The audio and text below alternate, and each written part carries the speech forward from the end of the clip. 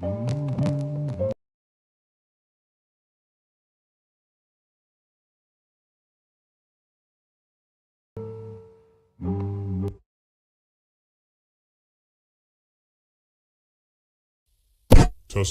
1, 2, 3.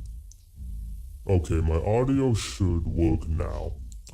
Previously in the Bhagavad Gita, we were discussing about how Krishna advises to Arjuna that one has to learn to tolerate non-permanent appearances and disappearances of happiness and distress.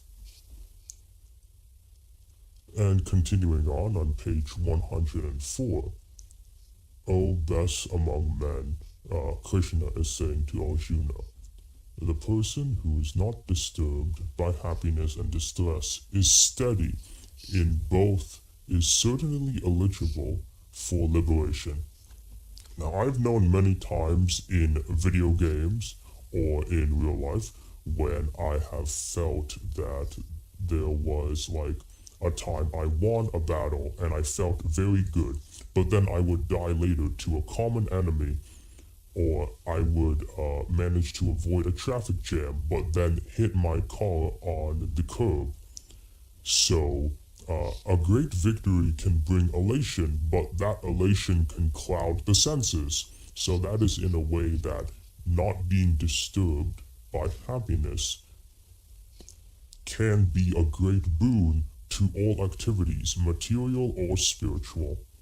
And of course, not being disturbed by distress is also an important thing to do. For example, when we did the collab with FlaVR LiNKD, which are great people, a few hours earlier I had to help my grandmother and other relatives to the hospital, and they didn't want me to go with them because they had enough people accompanying her.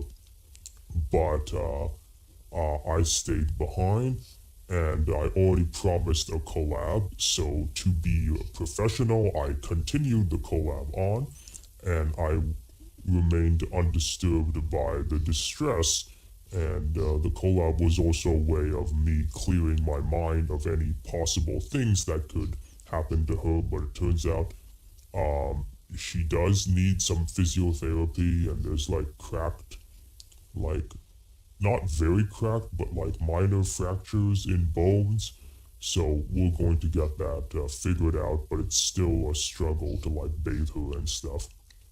Now, continuing on, anyone who is steady in his determination for the advanced stage of spiritual realization and can equally tolerate the onslaughts of distress and happiness is certainly a person eligible for liberation.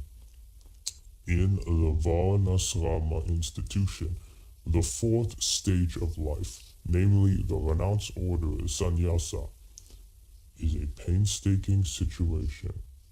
So, according to the teachings of Krishna, there are 4 stages of life. There is birth, and then growing, being adult, and then I believe the 4th one was old age.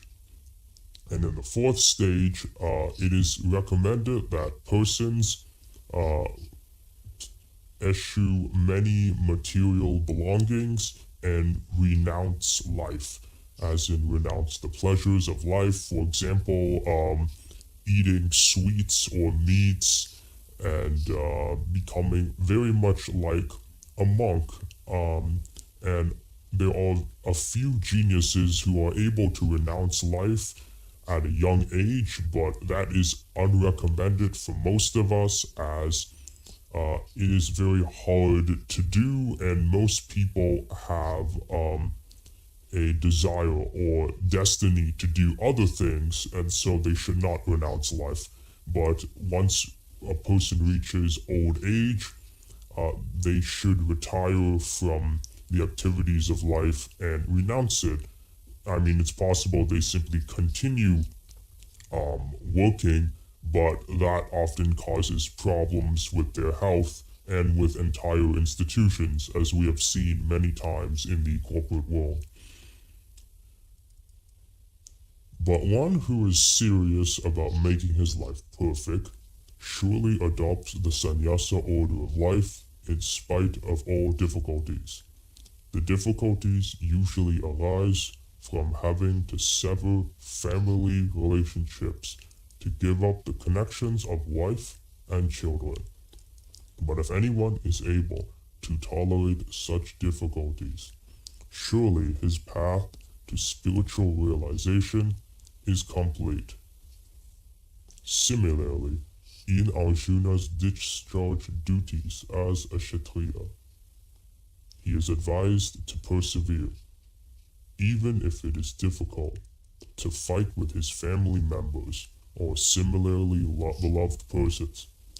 Now, the context of the Bhagavad Gita is that the Arjuna is a warrior who is in the middle of a civil war. Well, on one side are his brothers, and on the other side is his cousins, and he doesn't want to kill his cousins. However, it is his duty as a warrior to fight in this war, and he has contributed somewhat to this situation, and so he must persevere. And he is also being ordered by God, who is Krishna. Now, Lord Chaitanya took sannyasa at the age of 24, so I'm not exactly sure who Lord Chaitanya is, but I think he's the master of the guy who wrote the book, or maybe a master of a master, but I'm not too sure. And his dependents, young wife as well as old mother, had no one else to look after them. Yet for a higher cause he took sannyasa and was steady in the discharge of higher duties. That is the way of achieving liberation from material bondage. Those who are seers of the truth have concluded that of the non-existent there is no endurance, and of the existence there is no cessation. This seers have concluded by studying the nature of both. And now I will take a spoonful of pudding to rest my voice. Those who are seers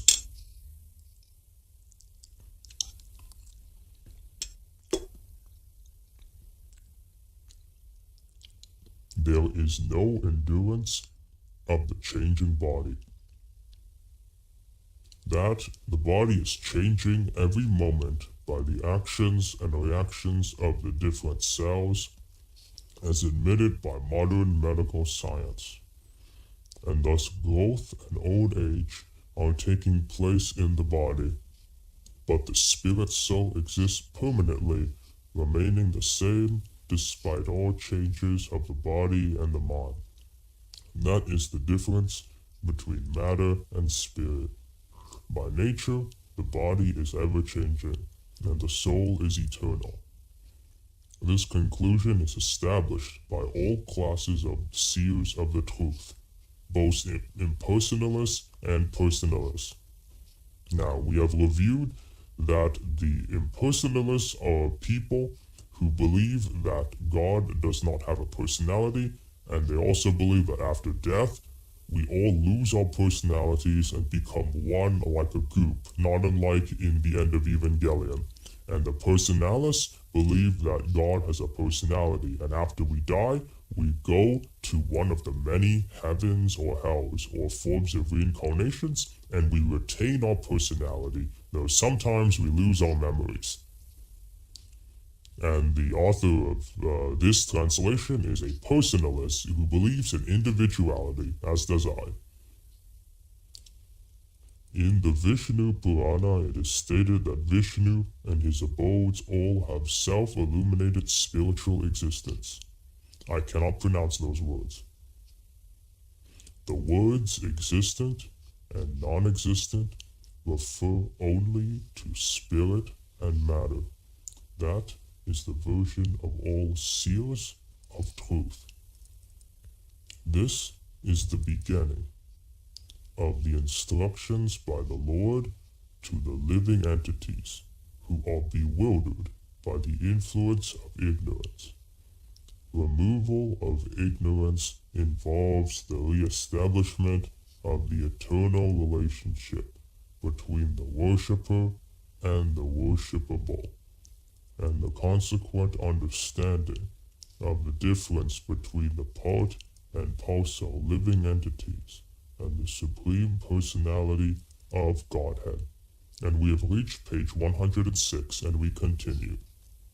One can understand the nature of the Supreme by thorough study of oneself. The difference between oneself and the Supreme being understood as the relationship between the part and the whole. In the Vedanta Sutras, as well as in the Srimad Bhagavatam, the Supreme has been accepted as the origin of all emanations. Such emanations are experienced by superior and inferior natural sequences. The living entities belong to the superior nature, as it will be revealed in the 7th chapter. I am taking another spoonful of pudding.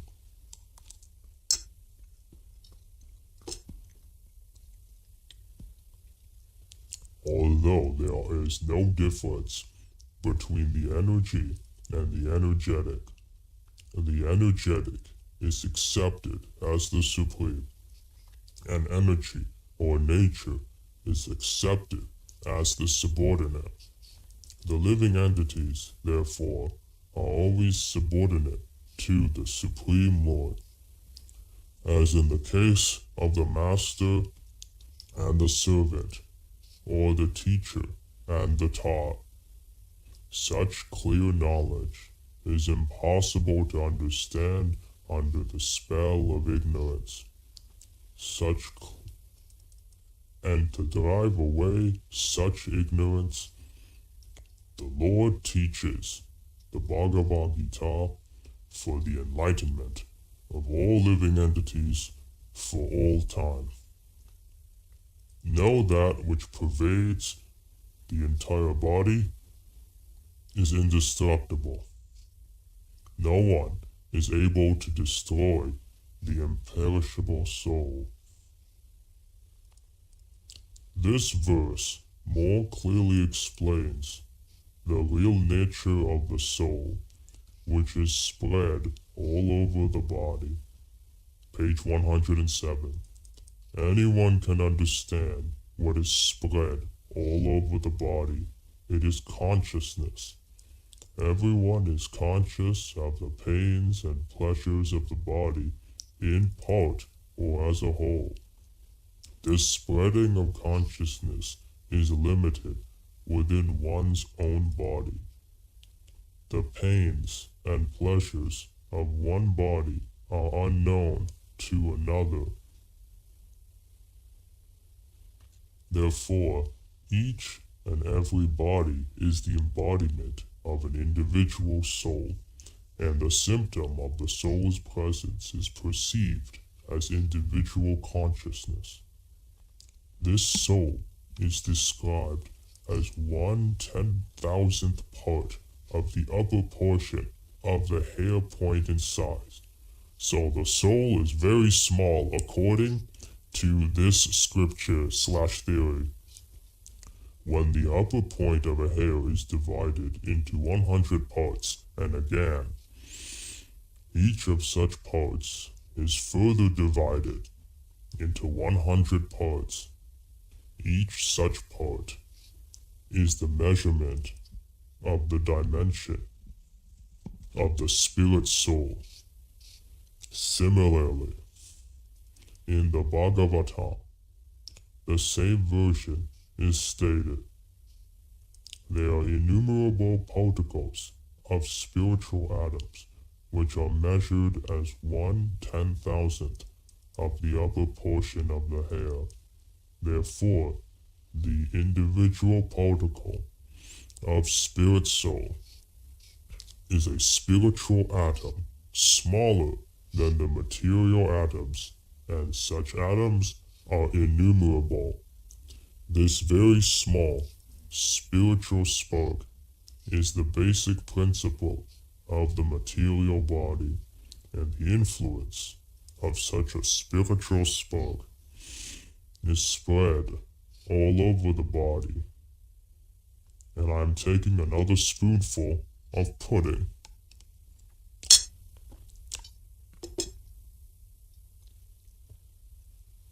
As the influence of the active principle of some medicine spreads throughout the body, this current of the spirit soul is felt all over the body as consciousness, and that is the proof of the presence of the soul. Any layman can understand that the material body minus consciousness is a dead body, and this consciousness cannot be revived in the body by any means of material administration.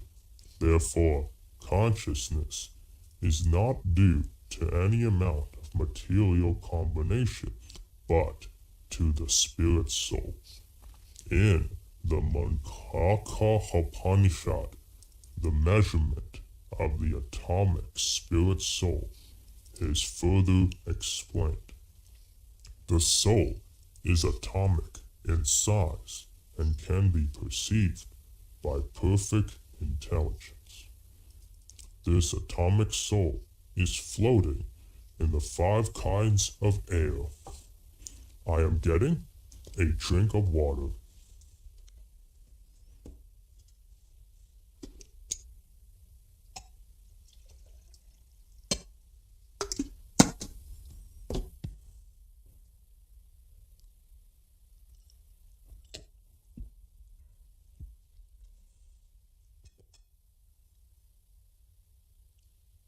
Prana, Apana, Vyana, Samana, and Udana are the 5 kinds of air.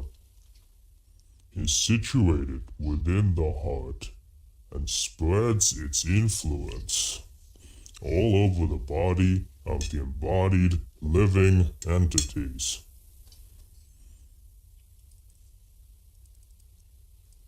When the soul is purified from the contamination of the 5 kinds of material air, its spiritual influence is exhibited.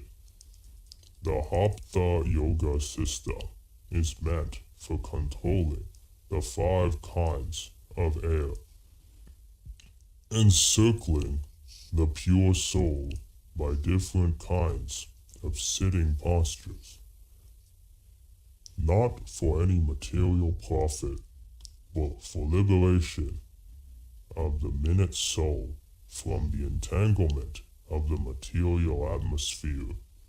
So the construction of the atomic soul is admitted in all Vedic literature by different kinds of sitting postures, not for any material profit.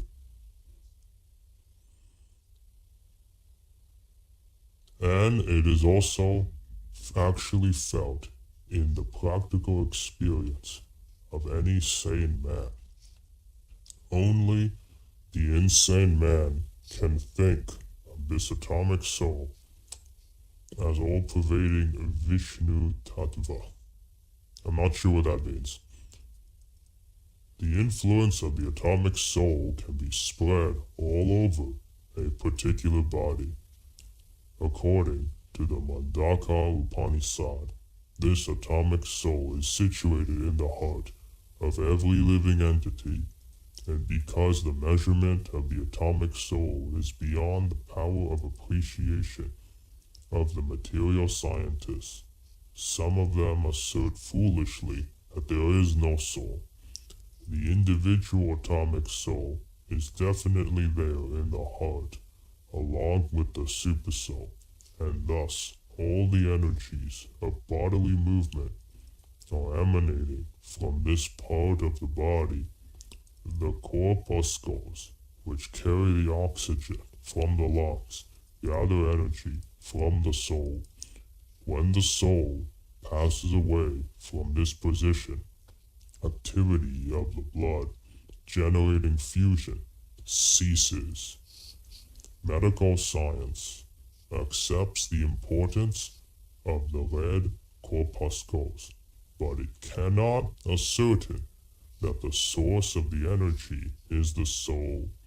Medical science, however, does admit that the heart is the seat of all energies of the body.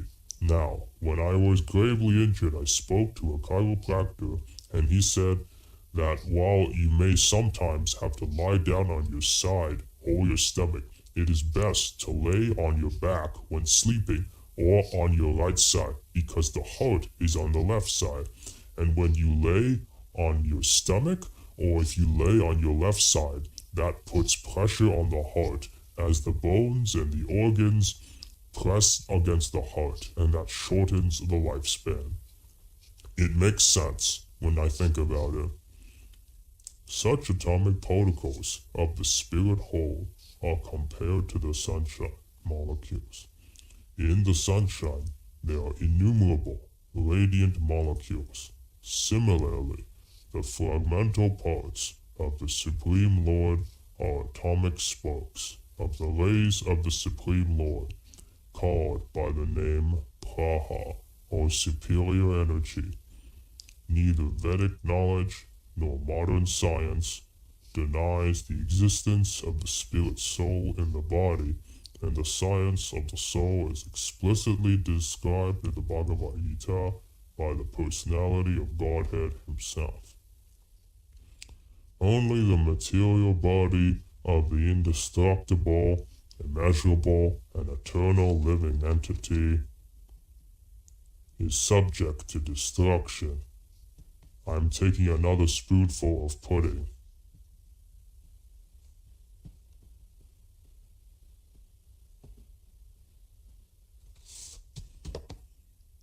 Therefore fight, O descendant of Bharata.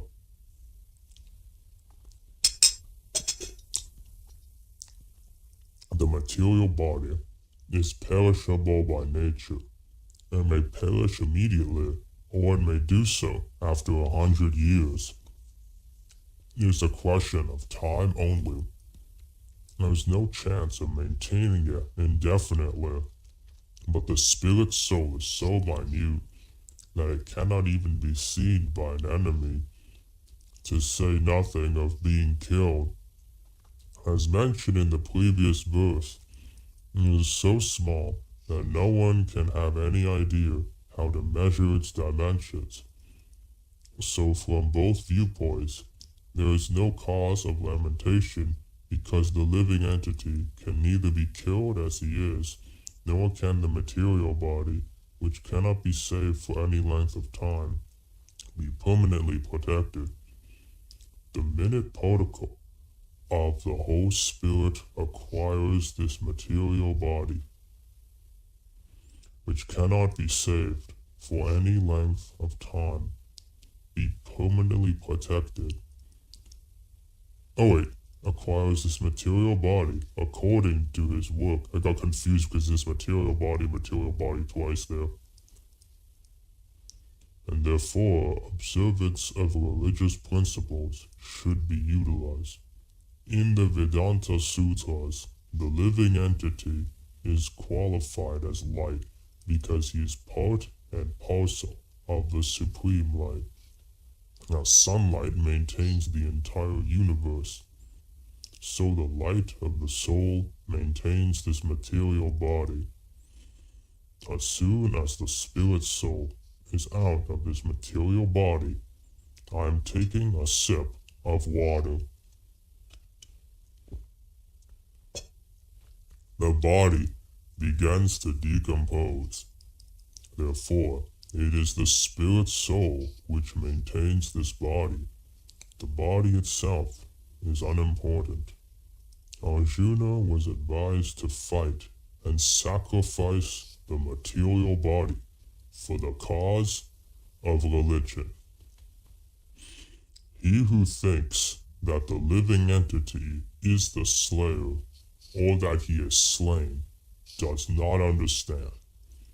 One who is in knowledge knows that the self slays not, nor is slain.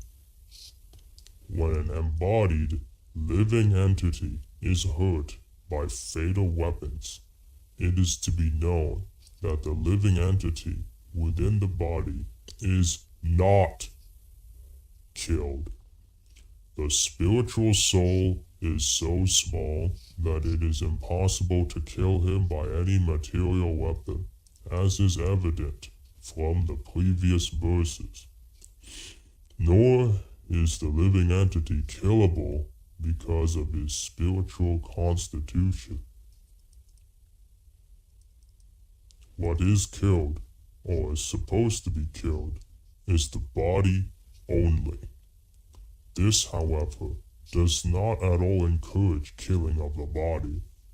The Vedic injunction is Nahimsyat sarva bhutani, never commit violence to anyone, nor does understanding that the living entity is not killed encourage animal slaughter. Killing the body of anyone without authority is abominable and punishable by the law of the state, as well as by the law of the Lord. Arjuna, however, is being engaged in killing for the principle of religion and not whimsically. For the soul, there is never birth nor death. We are on page 111. Nor, having once been, does he ever cease to be. He is unborn, eternal, ever existing, undying, and primeval. He is not slain when the body is slain. Qualitatively, a small atomic, fragmental part of the Supreme Spirit is one with the Supreme. He undergoes no changes like the body. Sometimes the soul is called the steady, or kutastha. The body is subjected to 6 kinds of transformations. It takes its birth in the womb of the mother's body, remains for some time, grows, produces some effects, gradually dwindles, and at last vanishes into oblivion. The soul, however, does not go through such changes. The soul is not born, but because he takes on a material body, the body takes its birth. The soul does not take birth there, and the soul does not die. Anything which has birth also has death, and because the soul has no birth, he therefore has no past, present, or future. He is eternal, ever existing, and primeval. That is, there is no trace in history of his coming into being. Under the impression of a body, we seek the history of birth, etc., of the soul. The soul does not at any time become old, as the body does. This so-called old man, therefore, feels himself to be in the same spirit as in his childhood or youth. The changes of the body do not affect the soul. The soul does not deteriorate like a tree, nor anything material. The soul has no byproducts either. The byproducts of the body, namely children, are also different individual souls, and owing to the body, they appear as children of a particular man. The body develops because of the soul's presence, but the soul has neither offshoots nor change. Therefore, the soul is free from the 6 changes of the body. In the Kauhoha Upanishad, Also, we find a similar passage. I don't know how to read that. The meaning and purport of this verse is the same as in the Bhagavad Gita, but here in this verse there is one special word, vipaskit, which means learnt or with knowledge. The soul is full of knowledge, or full always with consciousness. Therefore, consciousness is the symptom of the soul. Even if one does not find the soul within the heart, where he is situated, one can still understand the presence of the soul, simply by the presence of consciousness. Sometimes we do not find the sun in the sky owing to clouds or for some other reason, but the light of the sun is always there, and we are convinced that it is therefore daytime. As soon as there is a little light in the sky early in the morning, we can understand that the sun is in the sky. Similarly, since there is some consciousness in all bodies, whether man or animal, we can understand the presence of the soul. The consciousness of the soul is, however, different from the consciousness of the Supreme, because of the Supreme Consciousness is all knowledge, past, present, and future. The consciousness of the individual soul is prone to be forgetful. When he is forgetful of his real nature, he obtains education and enlightenment from the superior lessons of Krishna. But Krishna is not like the forgetful soul. If so, Krishna's teachings of Bhagavad Gita would be useless. There are two kinds of souls, namely the minute particle soul, Anutma, and the super soul, Vibhuatma. This is also confirmed in the Katha Upanishad in this way.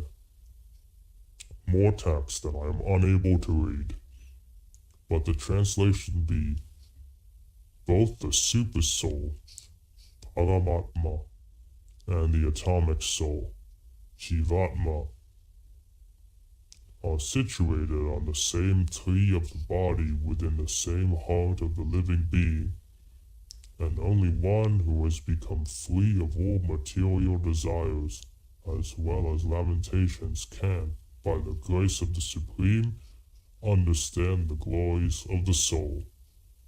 Krishna is the fountainhead of the super soul. So in this case, the super soul is referred to as God or God's soul, and then the individual soul or atomic soul is Jivatma, which is your soul and my soul, which is much smaller, but individual and independent in some ways, or perhaps interdependent. Krishna is also, as it will be disclosed in the following chapters, Arjuna is the atomic soul, forgetful of his real nature. Therefore, he requires to be enlightened by Krishna, or by his bona fide representative, the spiritual master. Page 114. O Partha, how can a person who knows that the soul is indestructible, unborn, eternal, and immutable kill anyone or cause anyone to kill? So in this verse, Krishna is asking Arjuna a rhetorical question. If all of our souls are indestructible, cannot die, and cannot be born, then it is not possible for anyone to kill anyone. All so-called murders is the removal of the physical body, but not the soul, of which is the source of our lives. Everything has its proper utility, and a man who is situated in complete knowledge knows how. Good night, Torb. I hope you have a good sleep. I will continue for some time, and then I will also go to bed, perhaps for another 20 or 25 minutes. Everything has its proper utility, and a man who is situated in complete knowledge knows how and where to apply a thing for its proper utility. Similarly, violence also has its utility, and how to apply violence rests with the person in knowledge. Although the justice of the peace awards capital punishment to a person condemned for murder, the justice of the peace cannot be blamed because he orders violence to another person according to the codes of justice.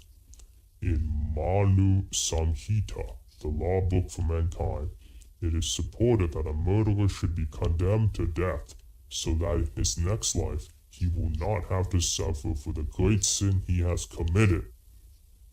Therefore, the king's punishment of hanging a murderer is actually beneficial, and I will add in brackets for his karma, or to pay off his karmic debt, so he will not have to suffer greater karmic debt later.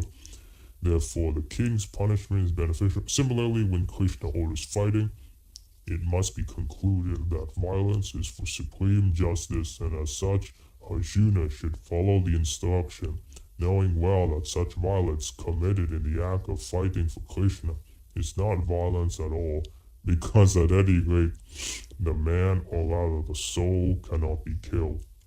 So for the administration of justice, so-called violence is permitted. A surgical operation is not meant to kill the patient, but to cure him. So in this verse, we make a compelling argument against the leaders of human rights, many of them who live in the Nordic countries such as Denmark and Sweden, Norway, and many others. And they have, I believe, some of the best and most humanitarian prisons in the world. However, the people in those prisons live their lives in relative comfort compared to prisoners in every other country in the world. However, that possibly delays their karmic debt to another life, where instead of a swift and quick death by capital punishment, they may live entire multiple lifetimes of suffering for the crimes and sins they have committed. If that is the case, then such prisons are in fact even more torturous than a swift, merciful death. As a person puts on new garments, giving up old ones, similarly, the soul accepts new material bodies, giving up the old and useless ones. Change of body by the atomic individual soul is an accepted fact. Even some of the modern scientists. I'm making a note at this time that I might turn what I said about prisons into a short.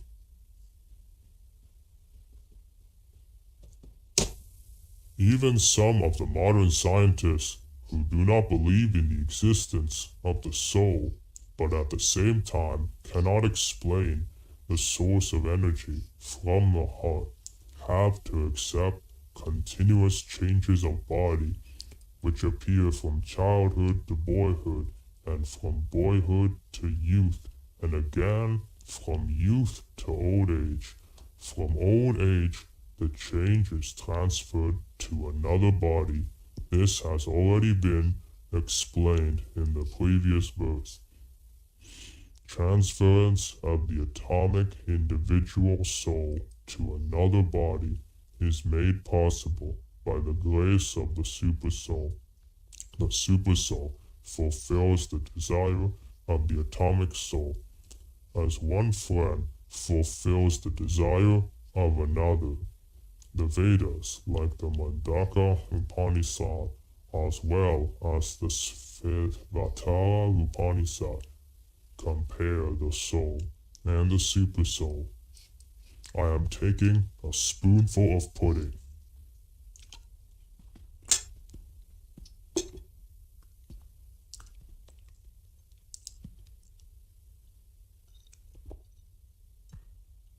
And a drink of water. To two birds friendly sitting on the same tree.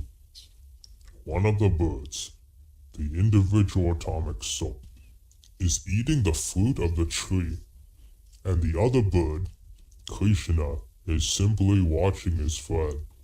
Now, if you are familiar with Eckhart Tolle's work, The Power of Now, he too speaks about the ego, which is our individual souls, and then the watcher, which is a meditative practice in which you watch everything you are doing.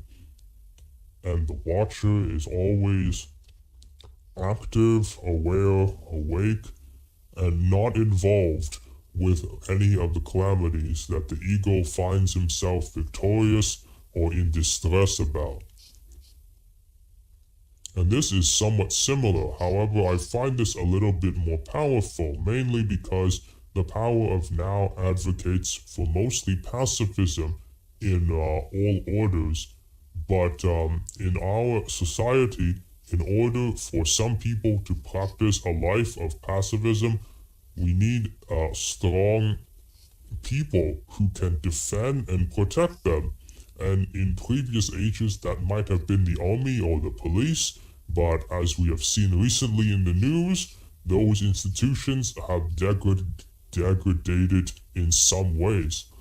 So if you know somebody who is very much like a passive, peaceful person, and you are a person who possesses some strength, then it is your duty to defend that person who is mostly a pacifist. And that is the relation between Kshatriya, who are the warriors, and Brahman, who are the priests.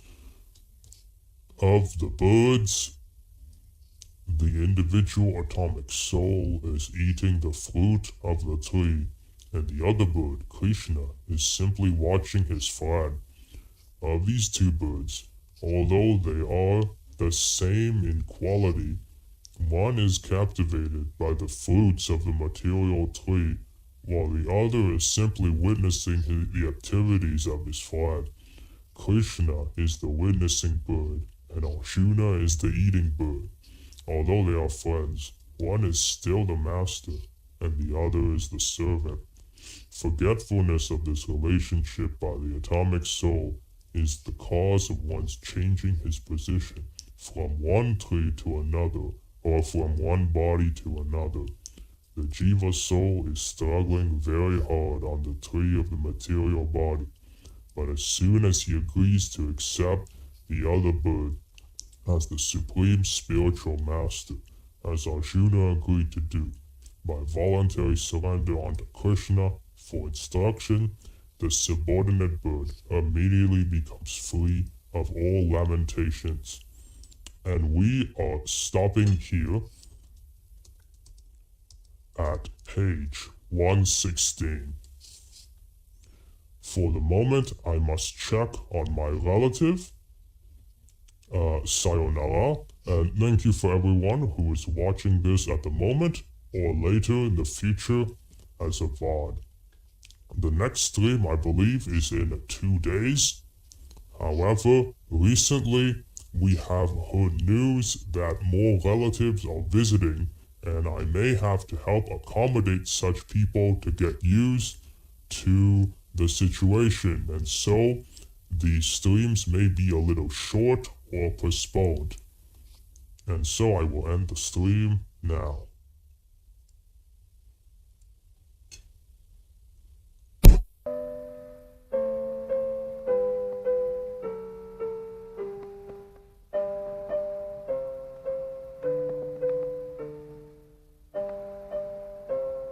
May be a little short or